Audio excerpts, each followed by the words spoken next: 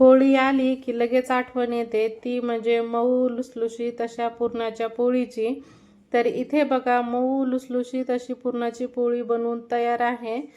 तर अगदी नवीन करणाऱ्यांना सुद्धा एकदा एकाच प्रयत्नामध्ये खूप छान प्रकारे जमेल। तर व्हिडिओ शेवटपर्यंत बघा की ही पुरणाची पोळी बनवण्यासाठी मी पीठ किती घेतलेलं आहे, यासाठी कणिक कशी मळायची, किती वेळ ठेवायची किंवा डाळ शिजली की नाही हे ओळखायचं कसं, तर सगळ्या टिप्स मी या व्हिडिओमध्ये तुम्हाला सांगितलेल्या आहेत। तर व्हिडिओ शेवटपर्यंत नक्की बघा। तर नमस्कार, मी महिमाज रेसिपीमध्ये तुमचं अगदी मनापासून स्वागत करत आहे। तर आज मी बनवणार आहे मऊ लुसलुशीत अशी पुरणाची पोळी। तर त्यासाठी मी इथं हरभरा डाळ घेतलेली आहे, तुम्ही कोणत्याही मापाने घेऊ शकता। मी इथे 1 वाटी हरभरा डाळ घेतलेली आहे, ती स्वच्छ निवडून अशी घ्यायची। इथे बघा स्वच्छ निवडून घेतलेले आहे। आता आपण त्याला 2 वेळेस स्वच्छ धुवून घेणार आहोत। तर इथे बघा डाळ स्वच्छ धुवून घेतलेली आहे।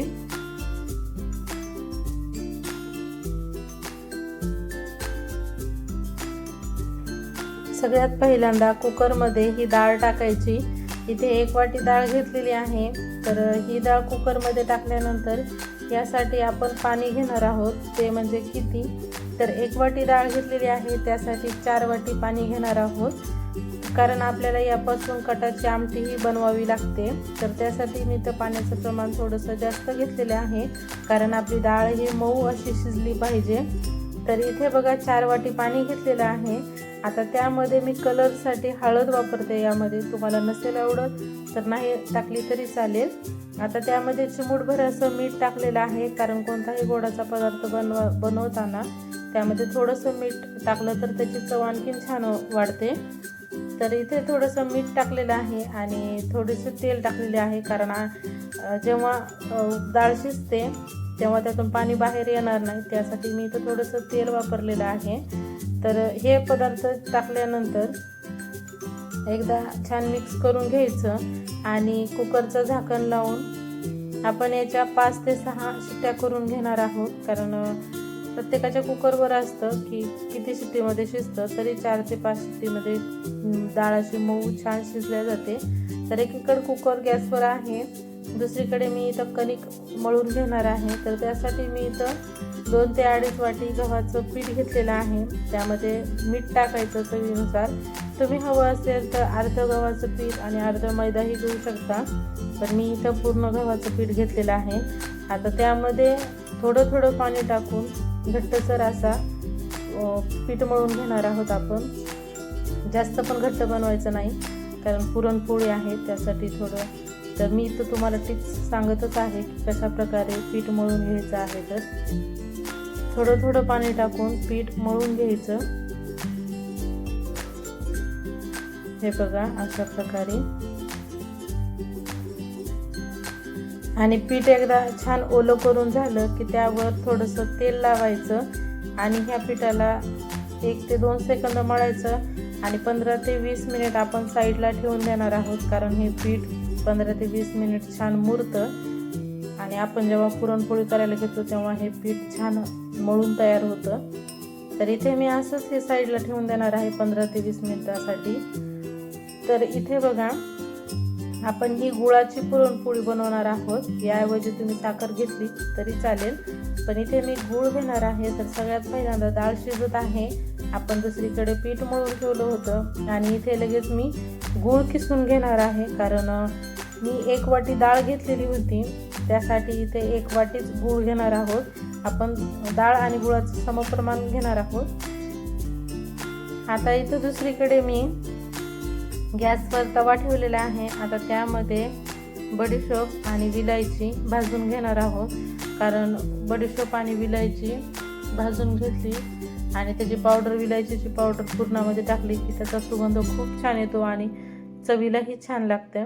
त्यामुळे इथं तव्यावर कमी गॅस करून ही विलायची आणि बडीशोप छान अशी खरपूस भाजून घ्यायची।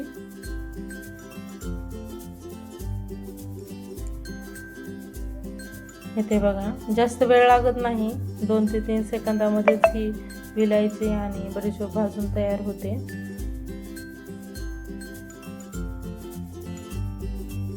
तर इथे बघा छान अशी खरपूस भाजलेली आहे। आता आपण ही साईडला प्लेटमध्ये एकदा काढून घेऊ आणि पूर्ण थंड होण्यासाठी ठेवून द्यायची। तर इथे आता 6 ते 7 शिट्ट्या झालेल्या आहेत आणि इथे तुम्ही डाळ बघू शकता की जास्त गाळही झालेली नाही, म्हणजे पूर्ण ह्या पाण्यामध्ये मॅशही झालेली नाही आणि एकदम कच्ची पण नाही।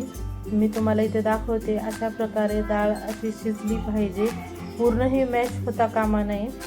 इथे बघा डाळ मऊ अशी शिजलेली आहे आणि याचं अशा पद्धतीने पुरण बनवलं ना तर खूप छान असं पुरण तयार होतं, कारण पोळी लाटतानाही जास्त त्रास होत नाही।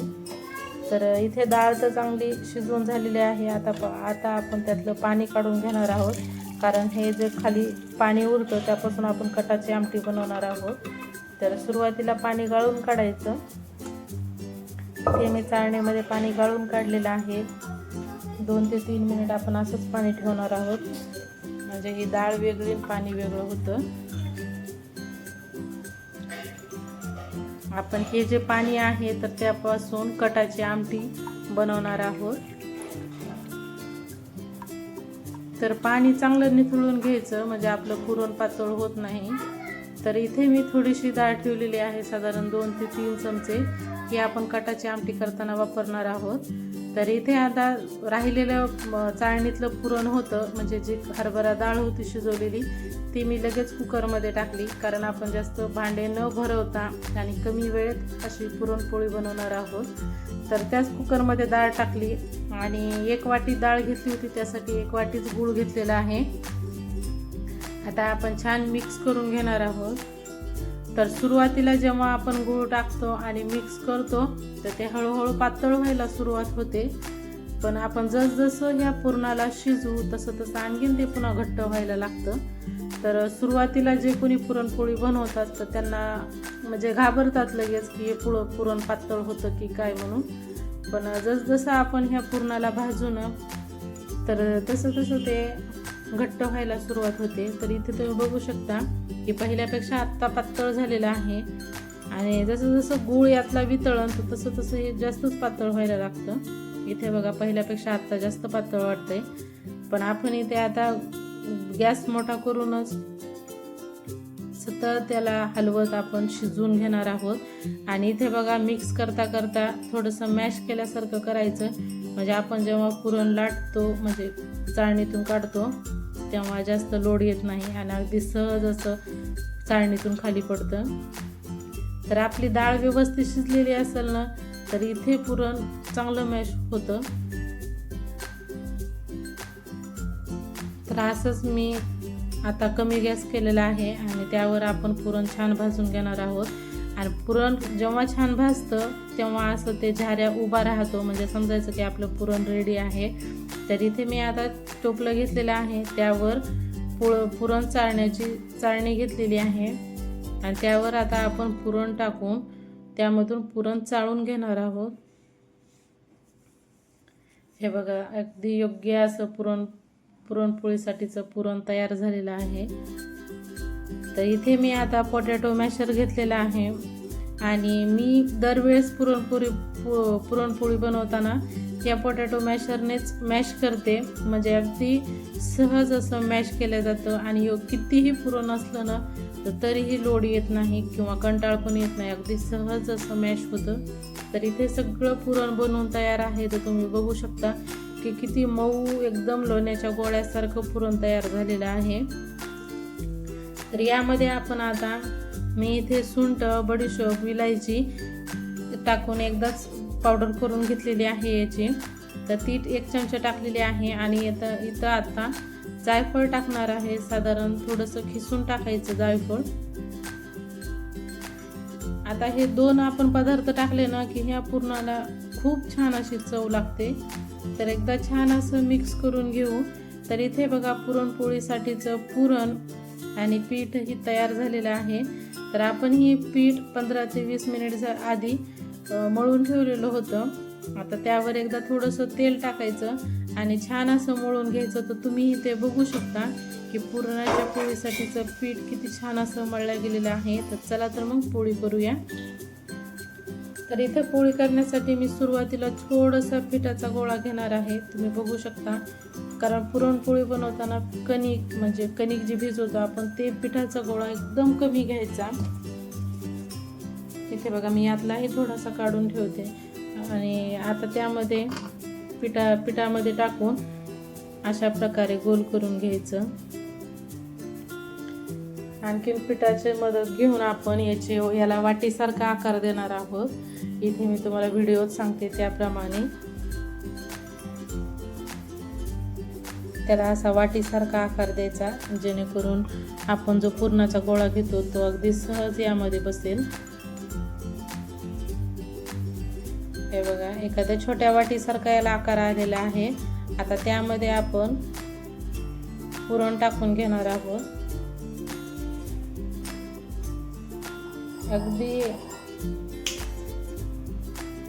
अगदी सहज असं मी सांगते त्याप्रमाणे पुरणमध्ये प्रेस करत जायचं आणि जो पिठाचा गोळा आहे तो वरती येतो.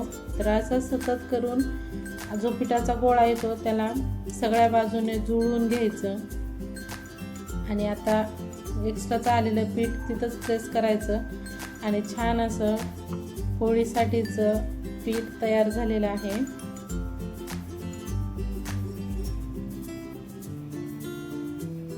हे अशा प्रकारे एकदा छान असं प्रेस करून घ्यायचं, म्हणजे पुरण गोल सगळ्या बाजूनं पुरण लागतं. आता इथं मी पोळी करण्यासाठी इथं पोळपाटाला पीठ लावून घेणार आहे आणि हलक्या अशा हाताने आपण पुरणपोळी दोन्ही साईडनंही छान अशी लाटून घेणार आहोत. तर तुम्हाला कळतच असेल की अगदी सहज अशी पोळी बनल्या जाते आणि सगळ्या बाजूनं पुरण पसरलेलं आहे यामध्ये. आता ही पुरणपोळीवर थोडंसं आणखीन पावडर टाकायचं, म्हणजे पीठ टाकायचं आणि दुसऱ्या साईडनं पलटून घ्यायची आणि दुसऱ्या साईडनं ही छान हळूवार अशी लाटून घ्यायची आहे. म्हणजे जेव्हा पुरणपोळी फुगते तर ती दोन्ही साईडनं ही छान फुगल्या जाते. तर इथे अशी दोन्ही साईडनं ही मी लाटून घेतलेली आहे. इथे तुम्हाला मी पुरण दाखवतेच की सगळ्या साईडनं पसरलेलं आहे. इथे बघू शकता तुम्ही पूर्ण पोळीला पुरण पसरलेलं आहे. तर इथे पुरणपोळी छान अशी लाटून झालेली आहे. मी दुसरीकडे गॅसवर तवा गरम करण्यासाठी ठेवला होता. आता तवा छान गरम झाला की त्यावर लगेच ही पुरणपोळी टाकायची. बऱ्याच जणींना असं होतं की पहिली पोळी टाकली की ती तव्याला चिकटते. तर त्यासाठी काय करायचं, आपण जेव्हा गॅसवर तवा ठेवतो तर तवा थंड असतानाच त्याला तेल किंवा तूप असं पूर्ण तव्याला लावून घ्यायचं आणि नंतर तवा गरम करण्यासाठी ठेवायचा. म्हणजे एकदम नॉनस्टिक सारखा तवा होतो, अजिबात पोळी चिटकत नाही. तर इथे एका साईडनं छान अशी भाजून घ्यायची. याला थोडासा फुगेवरी आले की लगेच आपण दुसऱ्या साईडनंही पलटून घेणार आहोत. साधारण 4 ते 5 सेकंद लागतात एक साईड भाजायला. आणि इथे तुम्ही बघू शकता की आपण दोन्ही साईडनं पुरणपोळी लाटली होती, तर टम्म अशी फुगत आहे पोळी. तर इथे आता तुम्ही तेल नाही तर तूप लावून घेऊ शकता. तर इथे मी शुद्ध असं गाईचं घरगुती बनवलेलं तूप वापरत आहे. तर तुम्हाला ह्या तुपाची रेसिपी पाहायची असेल तर ऑलरेडी आपल्या चॅनलवर अपलोड केलेली आहे, तुम्ही तिथे जाऊन बघू शकता. तर आता दोन्ही साईडनंही तूप छान लावून घ्यायचं.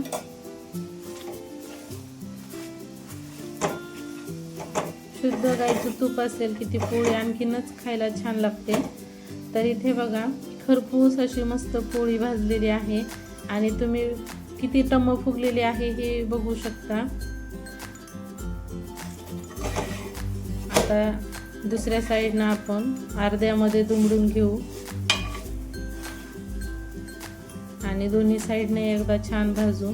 इथे गॅस कमीच ठेवायचा, म्हणजे खरपूस अशी पुरणपोळी भाजल्या जाते. आता भाजली की साईडला काढून घ्यायची.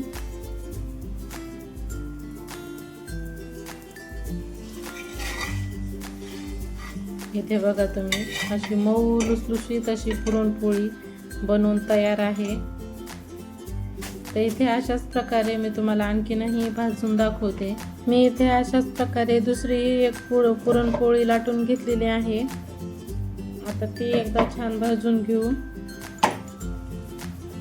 हे बघा अशा प्रकारे पूर्ण तवा भरून मोठी अशी पुरणपोळी बनवून तयार आहे. तर एका साईडनं छान भाजून घ्यायची आणि त्या पोळीला फुगे येतात वरी, तर त्या साईडनं छान भाजली की लगेच साईड पलटून आपण दुसऱ्या साईडनंही छान भाजून घेणार आहोत.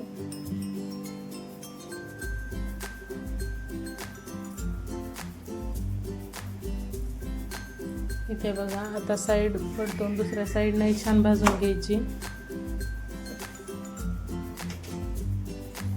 मस्त टम्म अशी पुरणपोळी फुगलेली आहे. आता त्याला तूप लावून दोन्ही साईडनंही छान भाजून घेऊ. तर तयार झालेली आहे आपली मऊ लुसलुशीत अशी पुरणाची पोळी. तर या पोळीला अशा प्रकारे तुम्ही नक्की करून बघा. अगदी नवशिके असतील, नवीन ज्यांना पुरणाची पोळी येत नाही अशांना सुद्धा एकदम एकदाच प्रयत्नात चांगली मऊ लुसलुशीत पुरणपोळी बनवता येईल. तर अशाच प्रकारे तयार झालेली आहे आपली मऊ लुसलुशीत अशी पुरणाची पोळी. तर हा व्हिडिओ तुम्हाला कसा वाटला मला कमेंट करून सांगा, शेअर करा आणि जे कोणी चॅनलवर नवीन आलेलं असेल तर लगेच सबस्क्राईब करा, जेणेकरून नवनवीन व्हिडिओ तुम्हाला येतील. तर व्हिडिओ शेवटपर्यंत पाहिल्याबद्दल धन्यवाद.